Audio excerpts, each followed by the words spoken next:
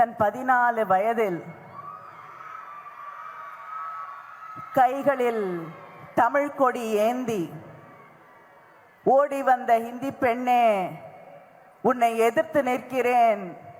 நீ நாடி வந்த கோழைகள் வாழக்கூடிய நாடு இதுவல்ல என்று கையிலே தமிழ் கொடி, வில், புலி, கயல் பதித்த கொடியை ஏந்தி இந்த மண்ணிலே, இதே தஞ்சை தரணியிலே தமிழையும் தன்மானத்தையும் வளர்த்த தலைவர் கலைஞர் அவர்களுடைய மண்ணிலே வெல்லும் தமிழ் பெண்கள் என்ற இந்த மாநாட்டை நடத்த எங்களுக்கெல்லாம் அனுமதி அளித்திருக்கக்கூடிய நம்முடைய அண்ணன் முதலமைச்சர் அவர்களுக்கு என்னுடைய நன்றியை முதலிலே உரித்தாக்குகிறேன்.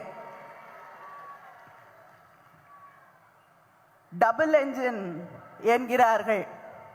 உங்களுடைய திராவிட என்ஜினுக்கு முன்னால் இந்த டபுள் என்ஜின் எல்லாம் டிஃபங்க்ட் என்ஜின், காலாவதியான என்ஜின், டெபக்கிள்ட் என்ஜின், தோல்வி அடைந்த என்ஜின், டிஸ்பேர்ட் என்ஜின், விரக்தி அடைந்திருக்கக்கூடிய என்ஜின் என்று ஒவ்வொரு நாளும் நிறுவி காட்டிக் கொண்டிருக்கக்கூடிய எங்களுடைய திராவிட நாயகரே, திராவிட மாடல் ஆட்சியின் தலைவரே, அண்ணன் தளபதியே, உங்களை இந்த மாநாட்டிற்கு வருக வருக வருக என்று இங்கே இருக்கக்கூடிய அத்தனை சகோதரிகளின் சார்பிலே வரவேற்று, அதே நேரத்திலே இந்த வாய்ப்பிற்கு மீண்டும் என்னுடைய நன்றியை நான் தெரிவித்துக் கொள்கிறேன். இந்த மாநாட்டை இவ்வளவு சிறப்பாக, இதற்கு முன்னால் நடந்த மாநாடுகளை எல்லாம் விஞ்சக்கூடிய அளவிற்கு இவ்வளவு சிறப்பாக ஒவ்வொரு நாளும் தன் முதல் மாநாட்டை நடத்துவது போன்ற அக்கறையோடு நடத்தி காட்டி இருக்கக்கூடிய நம்முடைய மண்டல பொறுப்பாளர், முதன்மை செயலாளர், மரியாதைக்குரிய அமைச்சர் அண்ணன் KN நேரு அவர்களே, இந்த மாநாட்டிலே கலந்து கொண்டு உரையாற்றி இருக்கக்கூடிய நம்முடைய துணை முதலமைச்சர், இளைஞரணி செயலாளர், அடுத்த மாநாட்டை நடத்த போகக்கூடிய நம்முடைய உதயநிதி அவர்களே,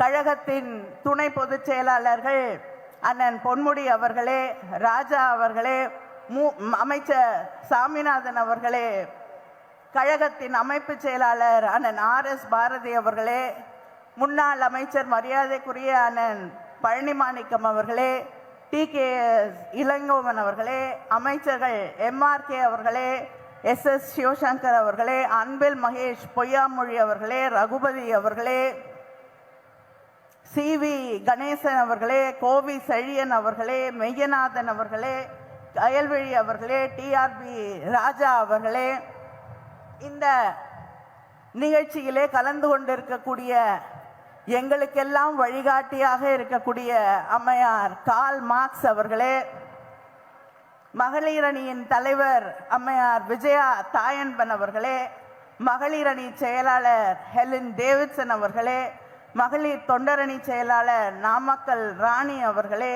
இணை செயலாளர்கள் குமரி விஜயகுமார் அவர்களே, தமிழரசி அவர்களே, இந்த மாநாட்டு வெற்றிக்காக ஒவ்வொரு நாளும் இரவும் பகலும் பாடுபட்டு உழைத்திருக்கக்கூடிய நம்முடைய மாவட்ட கழகத்தின் செயலாளர்கள் துரை சந்திரசேகர் அவர்களே, பூண்டி கலைவாணன் அவர்களே, காடிவெட்டி தியாகராஜன் அவர்களே, வைரமணி அவர்களே, அன்பழகன் அவர்களே, ஜெகதீசன் அவர்களே, நிவேதிதா முருகன் அவர்களே, செல்லப்பாண்டியன் அவர்களே, கௌதமன் அவர்களே, பழனிவேல் அவர்களே, இந்த நிகழ்ச்சியிலே கலந்து கொண்டிருக்கக்கூடிய அன்பகம் கலை அவர்களே, நாடாளுமன்ற உறுப்பினர்கள், நேற்று கூட இரவு 4 மணி வரை இங்கே பணியாற்றிவிட்டு வீடு சென்று மறுபடியும் காலை பணிகளை தொடங்கி உறுதுணையாக நின்று அமைச்சருக்கு இந்த மாநாட்டு பணிகளை எல்லாம் நடத்தி இருக்கக்கூடிய முரசொலி அவர்களே, அருண் நேரு அவர்களே, மரியாதைக்குரிய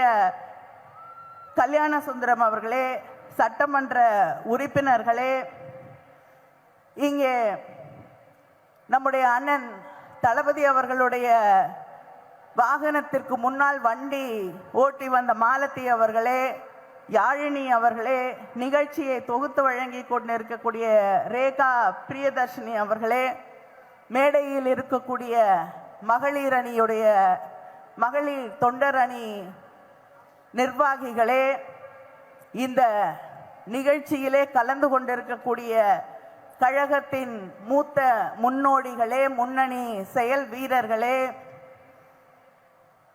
மாநாட்டுக்கு வந்திருக்கக்கூடிய மகளிர் அணி அமைப்பாளர்களே, பொறுப்பாளர்களே, வலைதளத்திலே பொறுப்பேற்றிருக்கக்கூடிய சகோதரிகளே, ஊடகத்துறையை சார்ந்த தோழர்களே, தோழியரே, ஆழ்கடல் ஆர்ப்பரித்து நீல ஆடை விடுத்து கருப்பும் சிவப்பும் தரித்து ஓடி வந்து புகுந்தது போல் கூடியிருக்கும் மகளிர் அணி சிங்க பெண்களே, உங்கள் அத்தனை பேருக்கும் என்னுடைய வணக்கத்தை, நன்றியை தெரிவித்துக் கொள்கிறேன். வெல்லும் தமிழ் பெண்கள் என்ற இந்த மாநாட்டை இரண்டாவது மாநாடாக தஞ்சை தரணியிலே நடத்தக்கூடிய வாய்ப்பை நம்முடைய முதல்வர், கழக தலைவர் அண்ணன் அவர்கள் நமக்கு அளித்திருக்கிறார்கள். இதற்கு முன்னால் கொங்கு மண்டலத்திலே இதே போல ஒரு மாநாடு நடைபெற்றது. அந்த மாநாட்டின் எழுச்சி அதை விஞ்சக்கூடிய அளவிற்கு எழுச்சியோடு, தஞ்சாவூர்னா என்ன, யாருக்கும் குறைந்தவர்கள் இல்லை, எல்லாரையும் தாண்டி நிற்கக்கூடியவர்கள் என்று காட்டக்கூடிய அளவிற்கு எழுச்சியோடும் அதே ஆர்வத்தோடும் இங்கே இந்த மாநாட்டை நாம் நடத்தி கொண்டிருக்கிறோம். இங்கே பல பேர் பல கனவுகளோடு பல்வேறு திசைகளில் இருந்து தமிழ்நாட்டை நோக்கி படையெடுத்து கொண்டிருக்கிறார்கள். உள்ளூர்ல இருந்தும் சில பேர் படையெடுத்துட்டு இருக்காங்க. சரி, நமக்கு ஏதாவது வாய்ப்பு கிடைக்குமா பார்க்கலாம் என்று. ஆனால் இங்கே இருக்கக்கூடிய கூட்டம் அவர்களுக்கு பாடம் சொல்லி தந்திருக்கும். இது தளபதியின் படை, நம்முடைய முதலமைச்சரின் படை, நம்முடைய கழக தலைவர் அண்ணன் ஸ்டாலின் அவர்களுடைய படை. இது வேறு எங்கேயும் எந்த பக்கமும் திரும்பாது. இது இங்கே மட்டும்தான் வரும், கூடும், ஓட்டு போடும். ஏன்னா தமிழ்நாட்டு மக்கள் தெளிவானவர்கள். எங்க கை தட்டணும், எங்க பார்க்கணும், எங்க விலகி இருக்கணும், எந்த பக்கமே போகாம இருக்கணும் அப்படின்னு தெரியும். அதை விட புத்திசாலிகள் தமிழ்நாட்டில் இருக்கக்கூடிய பெண்கள். வாய் சவடாலாம் விட்டு ஆட்சி நடத்த முடியாதுன்னு தெரியும் உங்களுக்கு. நம்முடைய முதலமைச்சர் அவர்களால் மட்டும்தான் பெண்களுக்கான ஆட்சி, பெண்களை முன்னேற்றக்கூடிய ஆட்சி, பெண்களின் எதிர்காலத்தை பற்றி அக்கறை இருக்கக்கூடிய ஆட்சியை நடத்த முடியும் என்று அவர்களுக்கு தெரியும். யாரையும் நம்பி ஏமாந்து போகக்கூடியவர்கள் இல்லை தமிழ் பெண்கள். யாரால கொடுத்த வாக்குறுதியை காப்பாற்ற முடியும்னு அவங்களுக்கு தெரியும். யார் வேணாலும் சொல்லலாம், நான் 10,000 கொடுக்குறேன், 8,000 கொடுக்குறேன், 2,000 கொடுக்குறேன், பேரை மாத்தி குலவிளக்கு திட்டம்னு சொல்லலாம். என்ன விளக்கு திட்டமா இருந்தாலும் ஒன்றும் வராதுன்னு தெரியும். ஏன்னா இதுக்கு முன்னாடியே ஸ்கூட்டி கொடுக்குறேன் நாங்க, வந்துதா? வரல. அதே போல குலவிளக்கும் வீட்டுக்கு வராது என்று தெரியும். ஆனால் உங்கள் மகளிர் உரிமை தொகை ஒவ்வொரு மாதமும் உங்கள் வீடு கதவுகளை தட்டி வரும் என்று தெரியும். ஆட்சி பொறுப்பை ஏற்றுக்கொண்ட அன்றே விடியல் பயணத்திற்கு கையெழுத்திட கூடிய முதலமைச்சர் நம்முடைய முதலமைச்சர் அவர்கள் மட்டும்தான் என்று தெரியும். நம்ம வீட்டு பிள்ளைங்க படிக்கணும், பெண்கள் படிக்க வேண்டும் என்பதற்காக புதுமை பெண் திட்டத்தை கொண்டு வந்து நடத்தி கொண்டிருக்கக்கூடிய முதலமைச்சர், நடத்த முடியும் என்று காட்டக்கூடிய முதலமைச்சர் நம்முடைய முதலமைச்சர் மட்டும்தான். அதனால இதையெல்லாம் தெளிவாக நம்முடைய பெண்கள் உணர்ந்திருக்கிறார்கள். அதனால எந்த பக்கமும் திரும்பி கூட பார்க்க அவங்க தயாராக இல்லை என்பதை இந்த மாநாடு பல கனவுகளோடு தமிழ்நாட்டை நோக்கி வந்து கொண்டிருக்கக்கூடியவர்களுக்கு நிச்சயமாக தெளிவுபடுத்தும். பத்தலன்னா இன்னொரு மாநாடு கூட போட்டு காட்டுறோம். தயவுசெய்து உங்க நேரத்தை வீணாக்காதீங்க. அது மட்டும் இல்லை, வரும் பொழுதெல்லாம் டபுள் என்ஜின் அதுதான் இந்த நாட்டுக்கு நல்ல என்ஜினுங்கிறாங்க. எனக்கு தெரிஞ்ச அந்த என்ஜின் என்னைக்குமே வேலை செய்யாத என்ஜினா தான் இருக்கு, ரிப்பேர் மாடல் என்ஜினா தான் இருக்கு. நான் சொன்னது போல டெபக்கல் என்ஜினா தான் இருக்கு, தேராத என்ஜினாகத்தான் இருக்கிறது. ஏனென்றால் நம்முடைய திராவிட மாடல் என்ஜினை எடுத்துக்கொள்ளுங்கள். குஜராத்ல மொத்தம் மருத்துவக் கல்லூரிகள், அரசு மருத்துவக் கல்லூரிகள் என்று எடுத்துக்கொண்டீர்கள் என்றால் 6 தான். ஆனா தமிழ்நாட்டில் அரசு மருத்துவமனைகள் 2000க்கு மேல இருக்கு. அதற்கான படுக்கை வசதிகள் கிட்டத்தட்ட 1 லட்சத்தை தொட்டு கொண்டிருக்கிறது. உத்தரப்பிரதேசத்துல பார்த்தோம், கோவிட் நேரத்துல அங்க மக்களை மருத்துவமனைக்குள்ள அனுமதிக்க கூட முடியல. வெளியில ஆட்டோலையும் வண்டியிலையும் டிராக்டர்லையும் படுத்து கிடந்தார்கள். 1 லட்சம் படுக்கை வசதிகள் மக்களுடைய ஆரோக்கியத்திற்காக, நலனுக்காக சாதித்து காட்டி இருக்கக்கூடிய ஆட்சி திராவிட என்ஜின் ஆட்சி. அதே போல தமிழ்நாட்டில் தான் தொழில் வளர்ச்சி அதிகம். கிட்டத்தட்ட 38,000 தொழிற்சாலைகளுக்கு மேல் இருக்கக்கூடிய மாநிலம் தமிழ்நாடு. அதுல உதய் பேசும் பொழுது குறிப்பிட்டது போல அந்த தொழிற்சாலைகள்ல வேலை செய்யறதுல 42% பெண்கள். தமிழ்நாடு தான் மின்னணு ஏற்றுமதியில முதலிடம், ஜவுளி ஏற்றுமதியில முதலிடம் இருப்பது தமிழ்நாடு. வேற எந்த என்ஜினும் டபுள் என்ஜினும் இந்த சாதனை எல்லாம் செய்யவில்லை. பெண்களுக்கு எதிரான குற்றங்கள் என்று தமிழ்நாட்டை பார்த்து சொல்கிறார்கள். நீங்க ஆட்சி செய்து கொண்டிருக்கக்கூடிய டபுள் என்ஜின் ஆட்சிகளிலே, அந்த மாநிலங்களிலே தான் பெண்களுக்கு எதிரான குற்றங்கள் அதிகமாக இருக்கிறது. அதை தாண்டி சமூக மேம்பாட்டு குறியீடு, சோஷியல் ப்ராக்ரஸ் இண்டெக்ஸ், அது ஒரு மாநிலத்தில் இருக்கக்கூடிய மக்களுடைய அடிப்படை தேவைகள், தண்ணீர், காற்று, வீடு, அடிப்படை உரிமைகள், கல்வி போன்ற அடிப்படை உரிமைகள், அவங்களுடைய உடல் ஹெல்த் இண்டிகேட்டர்ஸ், இது மக்களுடைய பாதுகாப்பு, கருத்தை வெளிப்படுத்தக்கூடிய உரிமை, இதையெல்லாம் கணக்கில் எடுத்துக்கொண்டு கணிக்கக்கூடியதுதான் சோஷியல் ப்ரோக்ரஸ் இண்டெக்ஸ், சமூக மேம்பாட்டு குறியீடு. அதுல மிகப்பெரிய மாநிலங்களிலே முதலில் இருப்பது தமிழ்நாடு. எல்லாத்தையும் சேர்த்து ஒருங்கிணைச்சாலும் முதல்ல இருக்கிறது தமிழ்நாடு. பெரிய மாநிலங்களை கணக்கு எடுத்துக்கிட்டீங்கன்னா, அதுக்கு முன்னாடி இருந்தீங்கன்னா புதுச்சேரி, கோவா போன்ற சின்ன சின்ன மாநிலங்கள் நமக்கு முன்னாடி இருக்கலாம். ஆனால் பெரிய மாநிலங்கள்ல முதல்ல இருக்கிறது தமிழ்நாடு தான். உங்களுடைய டபுள் என்ஜின் இருக்குல்ல, உத்தரப்பிரதேசம், மத்திய பிரதேசம், ராஜஸ்தான் எல்லாம், அது எங்க வருது தெரியுமா?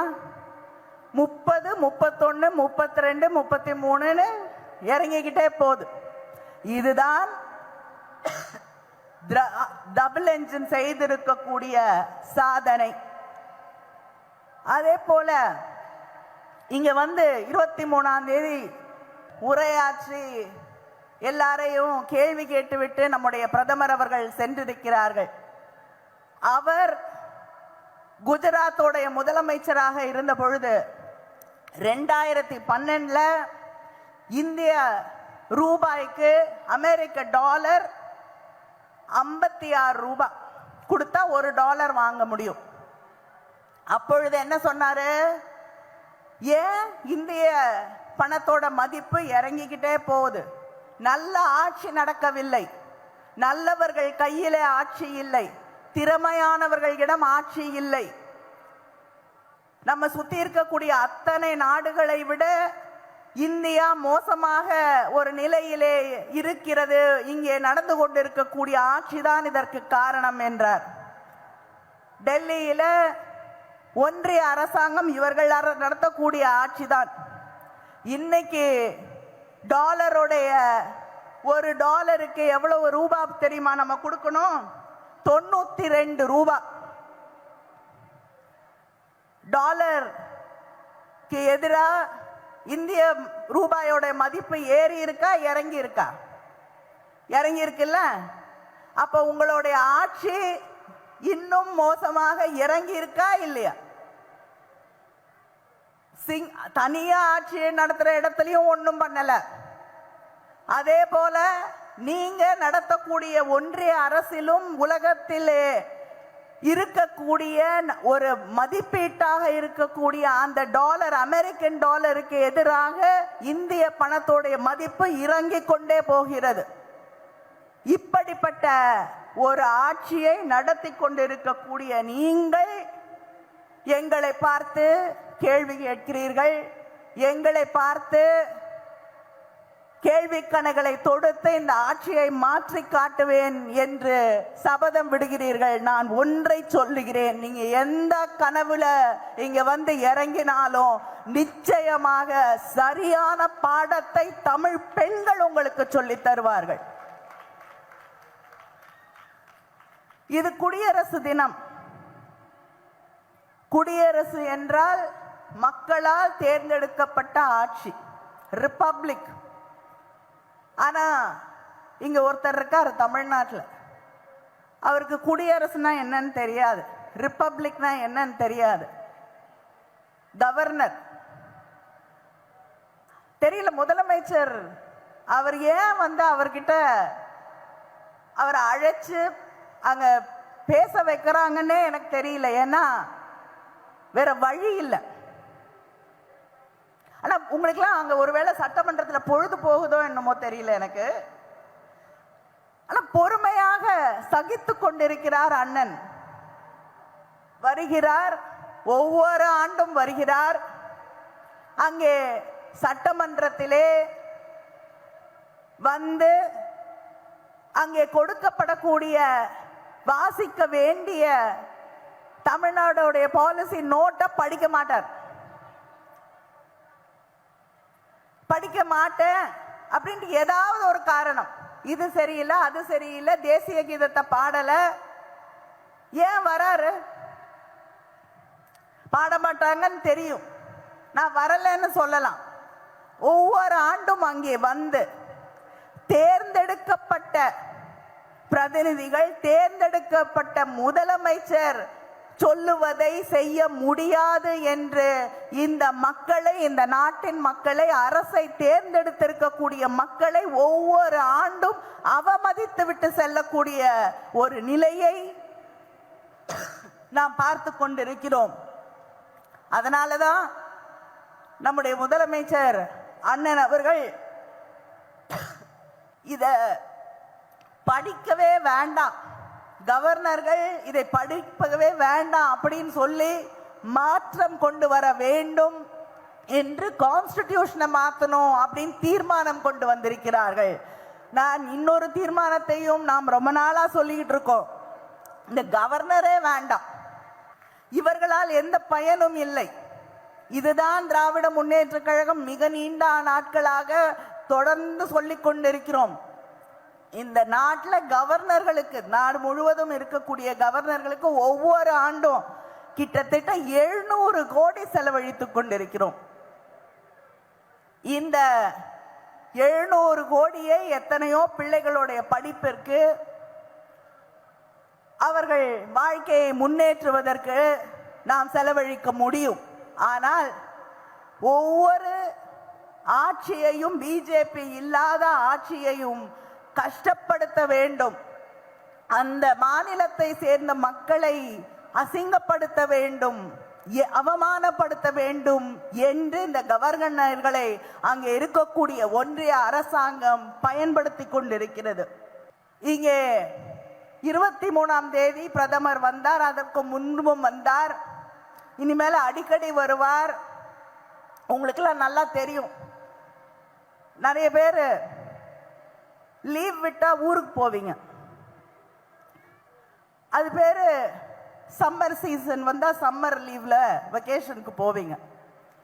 அதே போல குளிர்காலத்துல லீவ் விட்டாங்கன்னா வின்டர் ஹாலிடேஸ், வின்டர் வெக்கேஷன்ல போவீங்க. வின்டர் சீசனுக்கான எங்கேயாவது ஒரு ஊருக்கு போய் சுத்தி பார்த்துட்டு வருவீங்க.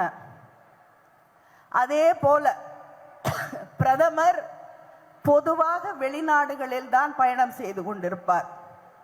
இந்த எலெக்ஷன் சீசன் ஒன்று வருது இல்ல, அப்ப அவருடைய விமானம் இந்தியாவில் திரும்பும். எந்த மாநிலத்தில் தேர்தல் நடக்கிறதோ அந்த மாநிலத்திலே இறங்கும். அதனால் நம்முடைய பிரதமர் எலெக்ஷன் சீசனுக்கான ஒரு டூரிஸ்ட் பிரைம் மினிஸ்டர் தான் நம்முடைய பிரதமர். அதனால அந்த டூரிஸ்ட் பிரைம் மினிஸ்டர் சமீபத்தில் இங்கே வந்தார், பேசினார். 45 நிமிஷம் பேசினார். அந்த 45 நிமிஷத்துல பல முறை முதலமைச்சருடைய பேரை சொன்னாரு, திராவிட முன்னேற்ற கழகத்தின் பெயரை சொன்னார், பல எதிர்கட்சிகளின் பெயரை எல்லாம் சொன்னார். ஆனா ஒரே ஒரு கட்சியோடைய பெயரை மட்டும் சொல்லல, அது அதிமுக. மேடையிலே நிற்கிறார் எடப்பாடி பழனிசாமி. 45 நிமிடம் பேசிய பிரதமர் அவருடைய கட்சியோடைய பேரை சொல்லவே இல்லை. எங்களுக்கெல்லாம் என்ன கவலைன்னா, உங்க பேரு சொல்லாத பேராவே போயிட போது, தயவு செய்து ஜாக்கிரதையாக இருங்கள். அப்படி ஒரு கட்சியின் பெயரையே நிராகரிக்கக்கூடிய இடத்தில் நீங்கள் கூட்டணி வைத்துக் கொண்டிருக்கிறீர்கள். தொடர்ந்து தமிழ்நாட்டுக்கு துரோகம் செய்து கொண்டிருக்கிறீர்கள். இப்பொழுது உங்களை ஆளாக்கிய இயக்கத்திற்கு, கட்சிக்கு துரோகம் செய்து கொண்டிருக்கிறீர்கள். பழனிசாமி அவர்களே, மக்கள் நிச்சயமாக பார்த்து கொண்டிருக்கிறார்கள். எந்த காலகட்டத்திலும் உங்களை மன்னிக்க மாட்டார்கள் என்பதை நீங்கள் புரிந்து கொள்ள வேண்டும். நமக்கு தர வேண்டிய ஹொசூர் விமான நிலையத்தை எப்பொழுது தந்துவிட்டு வருவார் என்று சொன்னால் நன்றாக இருக்கும். வெள்ள நிவாரணத்திற்காக முதலமைச்சர் கடிதம் எழுதியிருக்கிறார். பல முறை நிவாரண நிதி தர வேண்டும் என்று கேட்டிருக்கிறார். அதை எப்பொழுது தருவீர்கள் என்று சொல்லிவிட்டு வந்தீர்கள் என்றால் நன்றாக இருக்கும். முதலமைச்சர் அவர்கள் பல முறை இந்த கேள்வியை எழுப்பி இருக்கிறார்கள். டீலிமிட்டேஷன் வந்தா தமிழ்நாட்டுக்கு பாதிக்கு இருக்குமா இருக்காதா, எங்களுடைய எம்பிக்களுடைய எண்ணிக்கை குறையுமா அப்படியே இருக்குமா என்று ஒரு பதிலை சொல்லுங்கள் என்று கேட்டார்.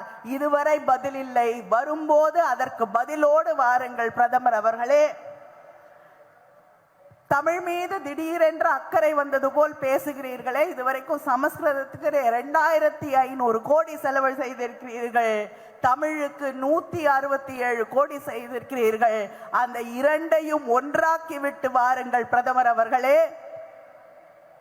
தொடர்ந்து தமிழ்நாட்டின் திட்டங்களை நிறுத்த, தமிழ்நாட்டுக்கு தர வேண்டிய நிதியை நிறுத்திவிட்டு, இங்கே சீசனுக்கு சீசன் வந்து இங்கே தேர்தல் பிரச்சாரம் மட்டும் செய்துவிட்டு தமிழ்நாட்டு மக்களை வஞ்சித்துக் கொண்டே இருக்கக்கூடியவர்களோடு கூட்டணி வைத்துக் கொண்டிருப்பவர்கள் யார் என்பதை தமிழ்நாட்டு பெண்கள் புரிந்து கொண்டிருக்கிறார்கள். இவர்கள் யாருக்கும் இந்த தமிழ் மண்ணிலே இடமில்லை என்பதை நாம் காட்டுவோம். இங்கே இருக்கக்கூடிய ஒவ்வொரு சகோதரியும் ஒரு தேர்தல் பிரச்சார பீரங்கியாக ஒவ்வொரு வீடாக தேடி சென்று நம்முடைய சாதனைகளை சில புரியாதவர்கள் இருந்தால் அவர்களிடம் எடுத்து சொல்லுங்கள். அவர்களுடைய எதிர்காலத்தை பாதுகாத்துக் கொள்ள சொல்லுங்கள். நன்றி, வணக்கம்.